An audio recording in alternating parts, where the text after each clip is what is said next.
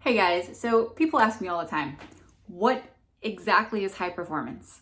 And I'm going to give you the definition, but I also am going to give you two things of exactly what it is not.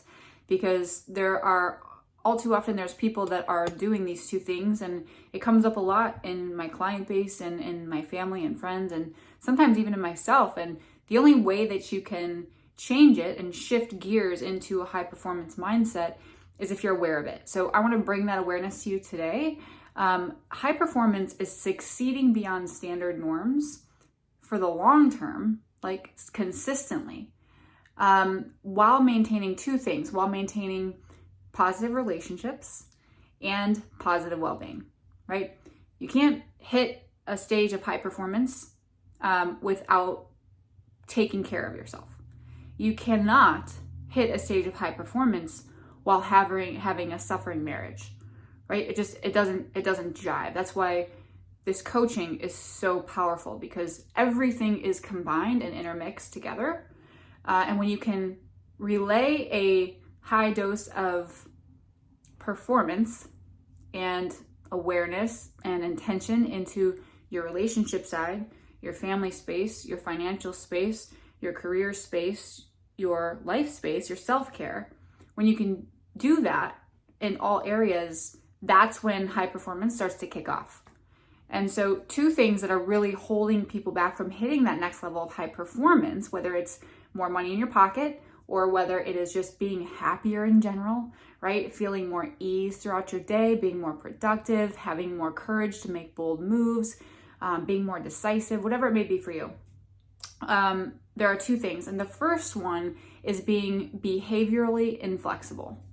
So what high performance is not is being behaviorally inflexible. And what I mean by that is behavioral flexibility in our world, and in my world, and the way that I'm speaking to it, is being behaviorally flexible with humans. So the higher performing people in the world understand and go in prepared to conversations and interactions with other humans with behavioral flexibility in mind, meaning they are looking at the other person, studying that other person before they get into an interaction with them so that they can show up the best way for that person, right? So it's not manipulation by doing that, right? In any negotiation, in any place where you want to be a person of influence, if you are not behaviorally flexible with the person that is on the other end, you are going to have a hard time relaying any sort of confidence or influence or negotiation or persuasion or anything like that with that person. And here's why. So anytime you have a system, any type of system, the system that is the most effective and the pieces of the system that are most effective are the ones that are most behaviorally flexible. So in any type of system, like you look at any type of engineering system, any type of scientific system, the most behaviorally flexible piece has the edge. And so if you can get that edge and go in with intention in terms of setting up yourself for success and how you want to show up, meaning your attitude, because you know what it's like it seems like common sense, but common sense is not always common practice. It's not always actually done. You know what it's like when, sometimes it's really easy to show kindness and compassion towards strangers, right? And how often it's not as easy to show that to the people that we love. Like, that is a behavioral flexibility that we need to be aware of.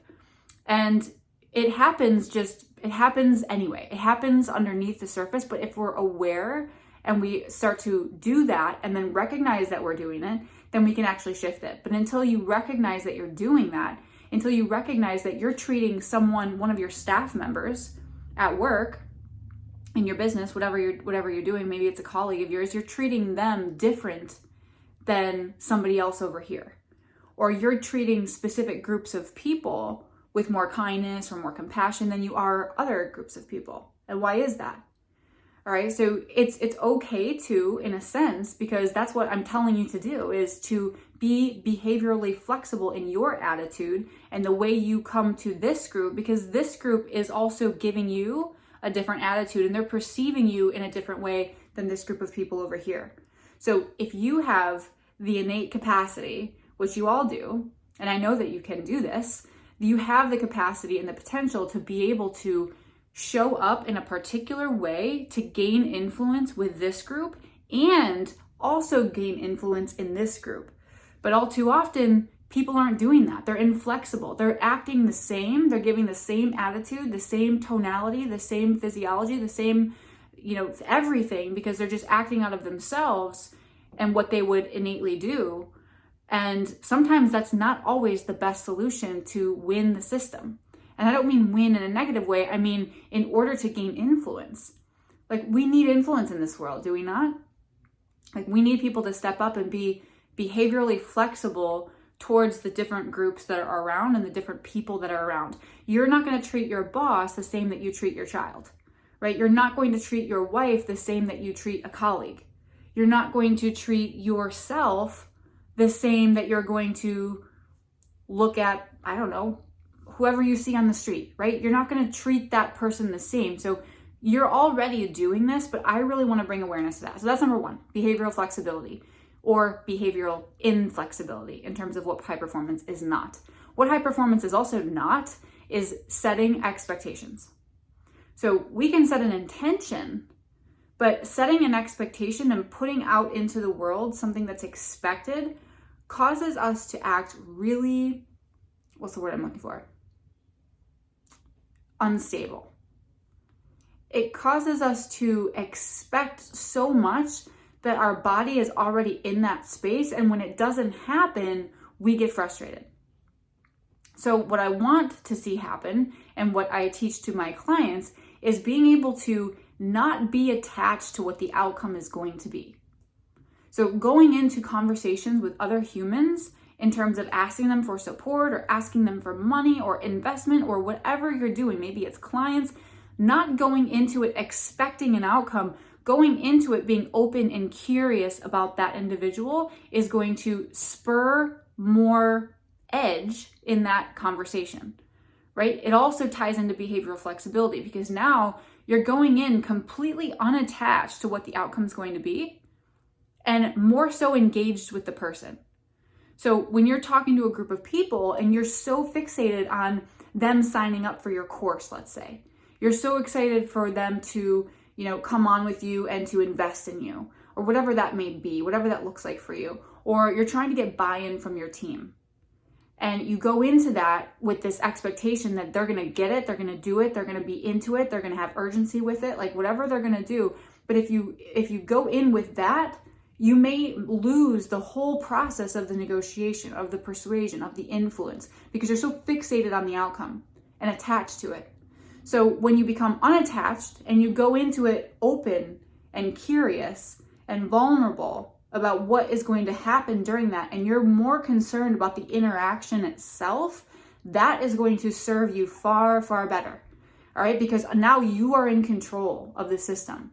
You have become behaviorally flexible and you have detached yourself from the outcome. So now the outcome per se is more so the interaction process and how you are able to move and ebb and flow with that conversation and with that negotiation or that specific piece of influence or that ask or that support or whatever you're doing in the conversation. Does that make sense? So I hope that serves you today. Those are two very specific things. And if you want more of this, I would love, love, love to have you fill out the information below and I'll put you on my email list. It's a very awesome community that we have. I send about two emails a week and they all have value add like this one. All right. Like this is also an email. I sent this to all of my high performance community this week. And now you're seeing it here wherever you're coming from. And I truly appreciate your support. And I appreciate that you're stepping into a new version of yourself. I think we're in a time in this world where we need people to step into a greater identity of themselves, a stronger, more confident identity, one where they understand their mind and that mastering their mind is that important. It's that important in your interactions with your loved ones, building those positive relationships and taking care of ourselves in terms of our health and wellness. And when you do that, your business thrives, right? Your career thrives, your finances thrive, your relationships thrive, like everything else comes into play. So thank you so much and have an amazing day. Ciao.